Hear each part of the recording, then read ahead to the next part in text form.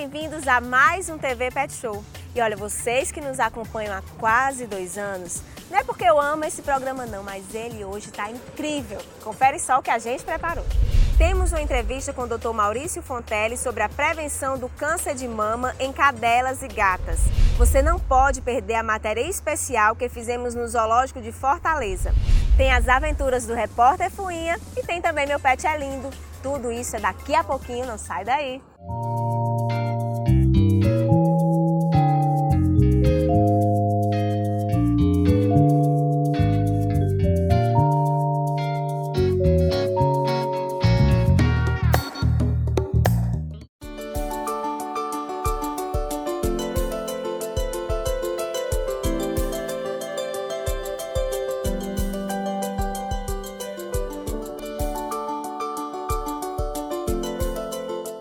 Olha só quem está aqui comigo, gente, o Dr. Maurício Fontelli. Tudo bem, doutor? Tudo bem, que ótimo estar aqui de volta. O Dr. Maurício, ele deu uma verdadeira aula pra gente. Doutor, a repercussão foi grande, até porque o assunto é oncologia. Ah, isso, é de se Dr. esperar. Maurício, ele é pós-graduado em oncologia e nós falamos de uma maneira geral da oncologia. Sim. Só que, doutor, surgiram muitas dúvidas, as pessoas querendo saber sobre o câncer de mama, aproveitar que passou aí o Outubro Rosa, isso. que também existe esse movimento na medicina veterinária, Sim, né? Isso, doutor? existe. Há alguns anos a gente vem conscientizando as pessoas com relação ao câncer de mama também entre os nossos animais de companhia, e a semelhança da medicina humana tem se pensado no Outubro Rosa veterinário também. Doutor, estamos cheios de dúvidas aqui para o senhor socorrer a gente. Pois não.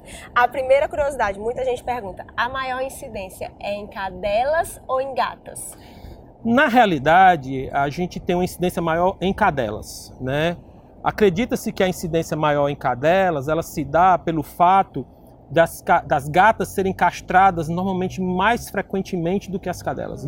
E como a castração, a gente vai já discursar sobre isso, ela é um fator preventivo para o câncer de mama, então a gente tem observado que o câncer de mama nas cadelas é mais frequente, talvez por esse motivo, e com uma pequena diferença, na cadela é mais frequente, mas na gata o câncer de mama é muito mais agressivo. Ele é um câncer muito mais maligno, muito mais perigoso do que na cadela.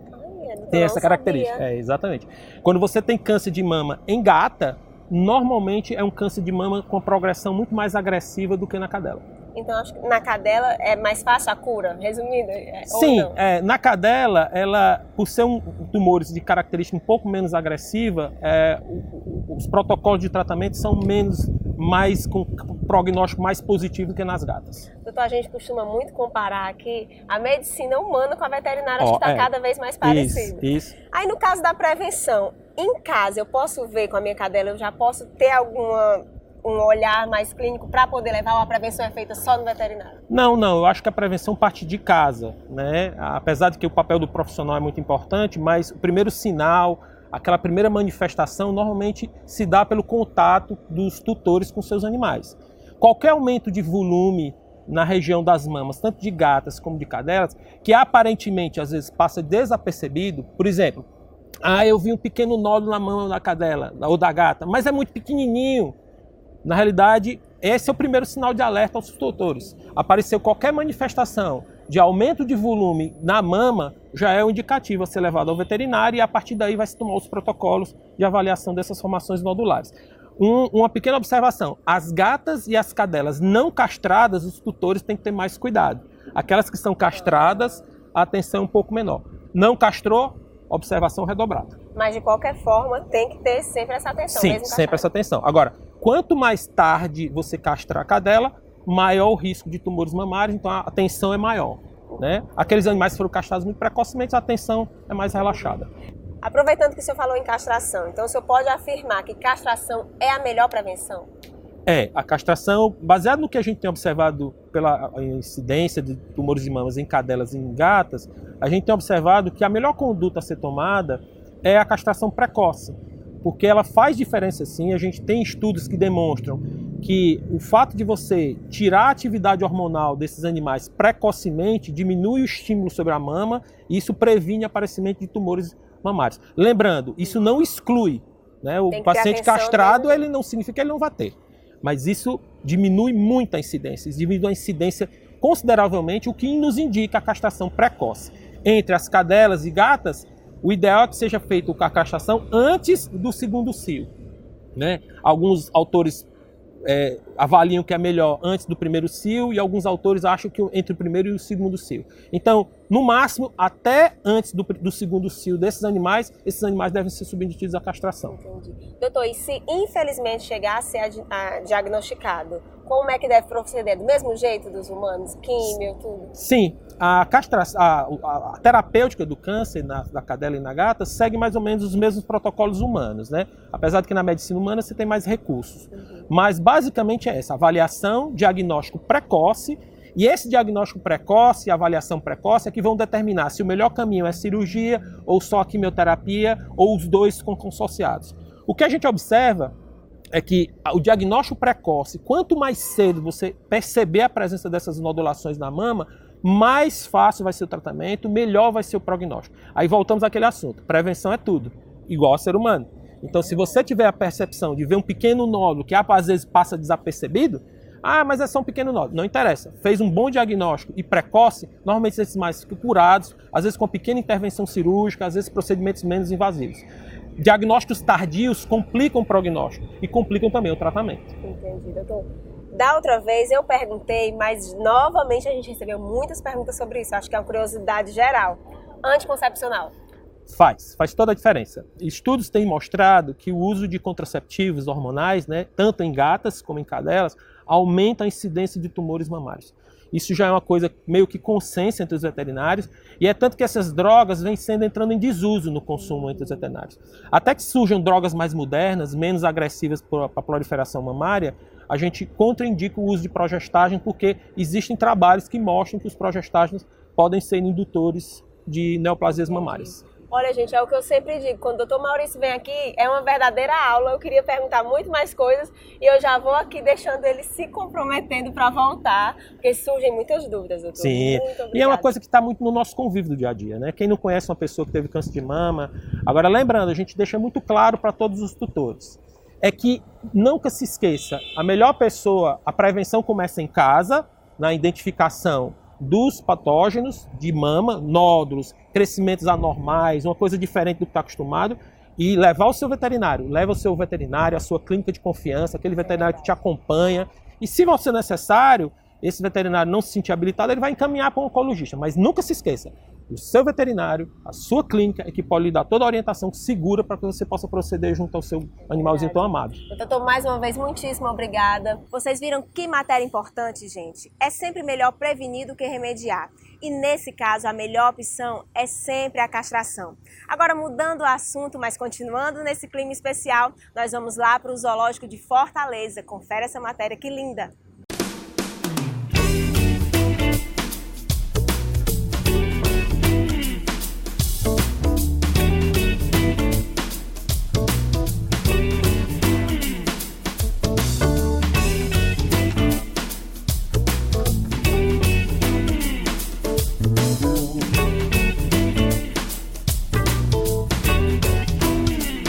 Doutora Stephanie, primeiramente, muito obrigada por nos receber aqui. Gente, primeiro ela passou uma tarde inteira com a gente, levando a gente para conhecer tudo. Nós ficamos encantados e agora a gente vai falar sobre essa tarde que a gente passou aqui. Primeiro, doutora, como é a rotina aqui de cuidado com os animais? Aqui no Zoo a gente tem uma rotina que é intensa, né? Porque nós temos vários animais de várias espécies, então a gente precisa ter um cuidado especial com cada tipo de animal que a gente tem aqui. E aí a gente tem animais em recintos grandes, que a gente precisa também ter esse cuidado na hora de pegar um animal, né? Precisa manter esse animal saudável. A rotina é corrida, mas a gente consegue ajustar tudo. E doutora, quais são os animais, quem vem aqui, que pode encontrar? Aqui a gente tem várias espécies de animais, né? Das aves a gente tem os psitacídeos, que englobam araras, papagaios. De mamífero a gente tem cutia, tem cateto. A gente também tem as ratitas, que lá nas aves, que são os avestruzes, as emas.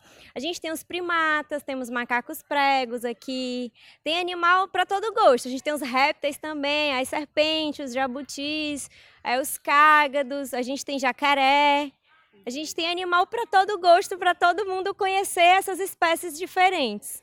Gente, eu vou até avisar para vocês que eu tô com um caderninho aqui, porque eu vou pescar mesmo. A gente veio fazer essa matéria e a gente viu tanta coisa, tanto de trabalho. A gente acompanhou o trabalho da doutora, por isso que eu fui anotando alguns pontos para eu não esquecer, porque é muita informação legal para passar para vocês. Primeiro, doutora, eu queria que você falasse, porque a gente viu muito o seu trabalho aqui. Como é um pouquinho da sua rotina? Quando chega, quais os cuidados que tem que ter com ele?